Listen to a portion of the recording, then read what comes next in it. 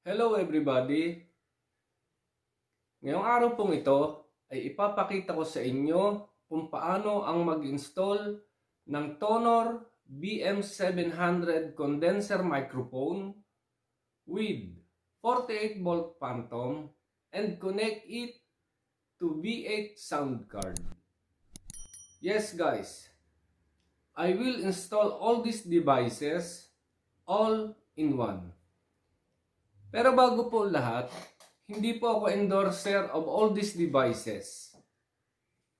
Kung nakita nyo po, naka-installed na siya. Pero, ipapakita ko pa rin sa inyo ang step-by-step installation guide and connection guide of these devices. Kung ready ka na, let's go! Autobots transformed from this to this.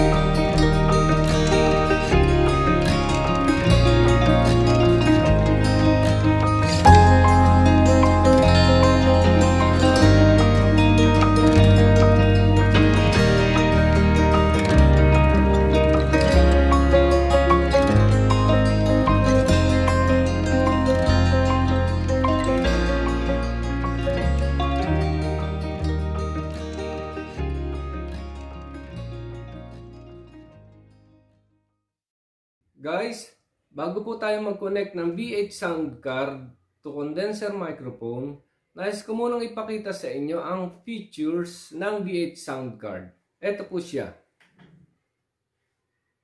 Sa kanya pong front panel ay may dalawang big knobs.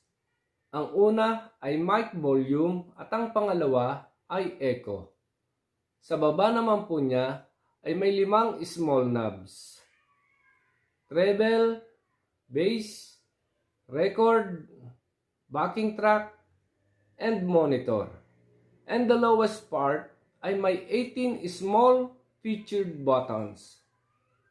Dito po kayo mamimili guys kung anong gusto nyo, kung anong mix. Once na nakakonect na po siya sa inyong condenser microphone. At narito po ang power button, Bluetooth. Ibig sabihin po na direct na po kayong connect sa inyong mobile phone. Hindi niyo na po kailangan ang USB cable. Okay, tingnan po naman natin ang kanyang back panel. Ito po ang kanyang terminals. Charging, Live 1, Live 2, backing track, earphone, headphone, condenser microphone, and dynamic microphone. Guys, charging. Connect po siya sa inyong laptop or desktop. Live 1, Live 2, connect naman po siya sa inyong mobile phone. Wala pong problema, maalin po sa dalawang ito kung asaan nyo i-connect. Backing track, connect naman po siya sa inyong computer o desktop o laptop. Earphone and headphone. Pwede din po siya, maalin po sa dalawa, sa inyong earphone o headphone nakakonect na siya pong magsisilbi bilang speaker. At ang higit sa lahat, ang condenser microphone ng inyong BM Tonor condenser microphone. At kung gusto niyo na pa ng ibang features, katulad ng electric guitars o acoustic guitars na may input jack, dito naman po siya nakakonect sa dynamic microphone. Okay, guys. Papakita ko rin po ang instruction o description habang i-connect ko ang V8 Soundcard to condenser microphone. Okay? Ready ka na ba? Let's go! Autobots, connect!